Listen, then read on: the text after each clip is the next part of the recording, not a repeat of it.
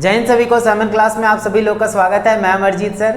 देखिए आज की वीडियो के अंदर हम लोग चैप्टर नंबर 5 पढ़ने वाले हैं। लग रहा होगा कितने कम क्वेश्चन हैं, लेकिन इस चैप्टर के अंदर टोटल जो है ना 3 पिक्चर दे रखी हैं, उनके बारे में आप लोग को यहाँ बताने जा रहा हूँ किस तरीके से क्या है क्या नहीं है।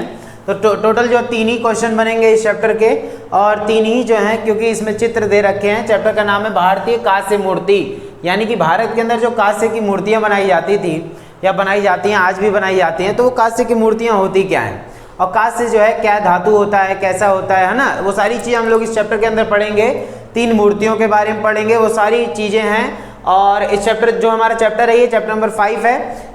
इससे पहले मैंने 4 चैप्टर अपलोड कर दिए हैं पेंटिंग के। जिन्होंने नहीं देखा वो चैनल की प्लेलिस्ट में जाकर बढ़िया तरीके से देख सकते हैं। सोशियोलॉजी का सिलेबस कंप्लीट हो चुका है, पॉलिटिकल का हो चुका है, हिस्ट्री का हो चुका है, और आने वाले टाइम पे इंग्लिश और ज्योग्राफी भी करवाऊंगा मैं भी, ठीक है।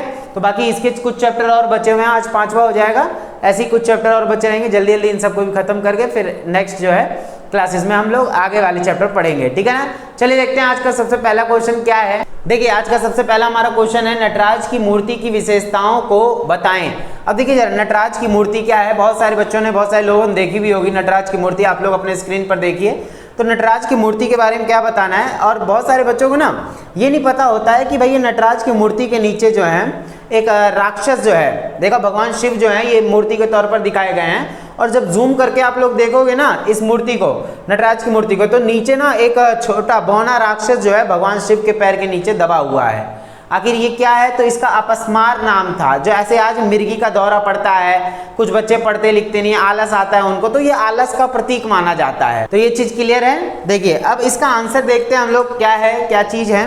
देखिए जरा, तो इसमें क्या है कि नटराज की मूर्ति जो है क्या कब बनाई गई थी, याद रखिएगा 9वीं से 13वीं शताब्दी जो है इस टाइम पे इसका निर्माण किया गया था। और चोल वंश के शासकों ने जो है कांस्य की मूर्ति में जो है ये नटराज की मूर्ति सबसे पहले बनाई थी। तो देखिए चोल काल में कांस्य और पाषाण दोनों प्रकार की मूर्तियों का जो है निर्माण हुआ था। पाषाण मतलब होता है पत्थर। आगे बात समझना, एक पाषाण काल था जब आदिमानव वाला काल होता था। पाषाण मतलब पत्थर होता है। तो पाषाण और कांस्य से दोनों प्रकार से मूर्तियां बनाई जाती थी। इन मूर्तियों में शिव की मूर्तियां प्रमुख रूप से बनाई गई। नटराज मूर्ति इन्हीं में से एक है। तो चोल शासकों ने ये मूर्तियां 9वीं से 13वीं शताब्दी के बीच में जो है बनवाई थी। चोल शासकों ने बनवाई थी। और इसमें कौन से भगवान दिख रहे हैं आपको, भगवान शिव जो हैं दर्शाए जा रहे हैं, ठीक बा। चलिए उसके बाद क्या है, तो यह कांस्य द्वारा निर्मित है। और इस नटराज की मूर्ति को न केवल भारत अपितु विश्व की श्रेष्ठतम मूर्तिकला का एक विशिष्ट उदाहरण माना जाता है।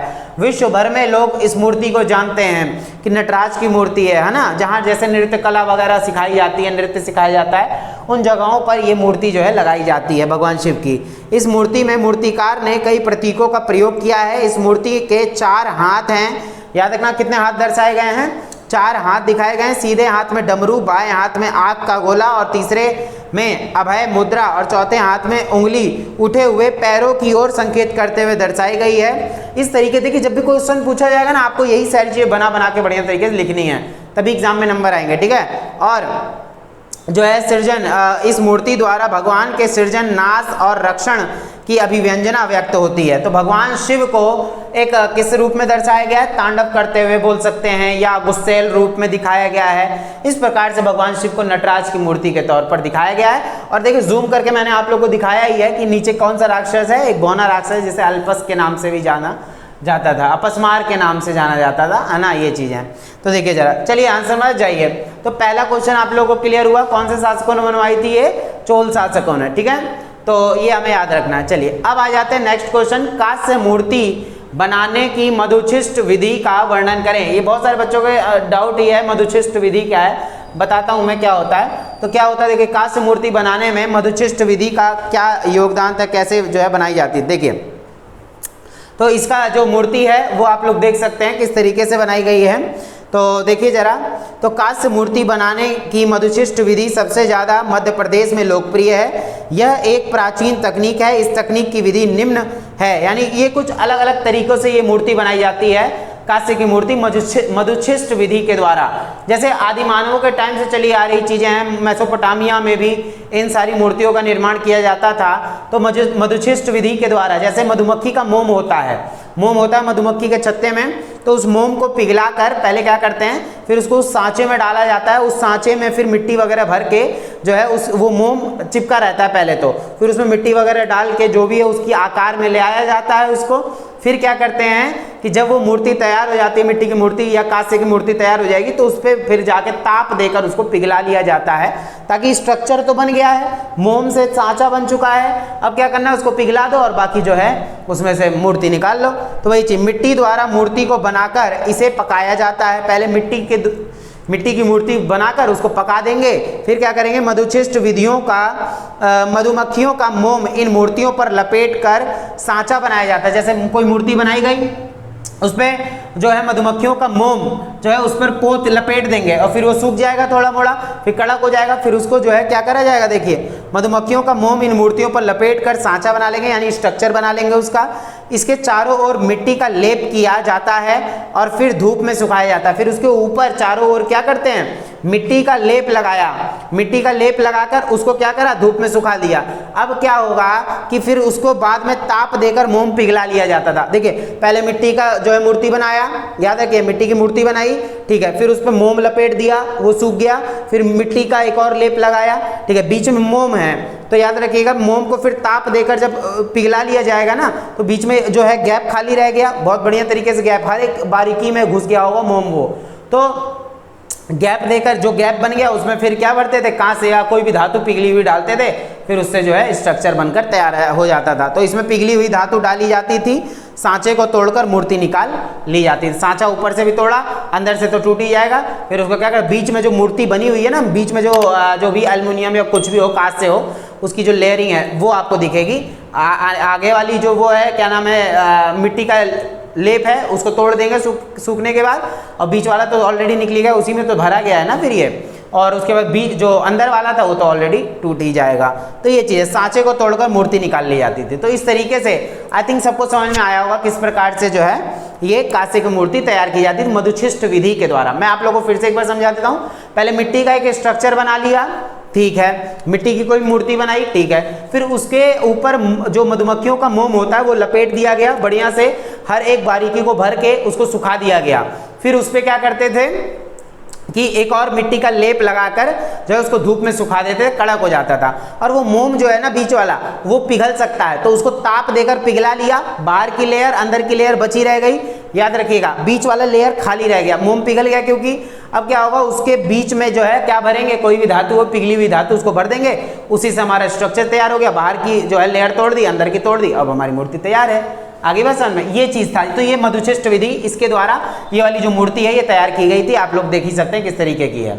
आगे बात समझ में बतिया, ठीक बा, चलो अब आंसर मारे, आप जाइए यहाँ से, ठीक है। उसके बाद आता है तीसरा, श्रम की विजय। श्रम की विजय किस प्रतीक के रूप में दर्शाई गई है, तो ये आपसे क्वेश्चन कई बार पूछा जाता है। देखिए आंसर आप लोग अपने स्क्रीन पर, तो पहले आप पिक्चर ही देख लो आप लोग बढ़िया तरीके से। श्रम की विजय डीपी राय चौधरी की कलाकृति है। ये किसने बनाया है, डीपी राय चौधरी ने बनाया है। वे उच्च कोटि के कलाकार हैं, उन्होंने भारतीय मूर्तिकला को समृद्ध बनाने में महत्वपूर्ण योगदान दिया है। श्रम की विजय उनकी विख्यात कलाकृति है। इस मूर्ति में जो है 4 श्रमिकों को एक विशाल प्रस्तर खंड को हिलाते हुए दर्शाया जा रहा है, यानी ऐसा दिखा रहे हैं कि 4 श्रमिक लगे हुए हैं और बहुत मेहनत कर रहे हैं किसी बहुत बड़े खंड को हिलाने के लिए।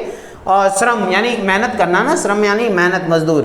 तो श्रमिकों को एक विशाल प्रस्तर खंड को हिलाने की कोशिश में दर्शाया गया है।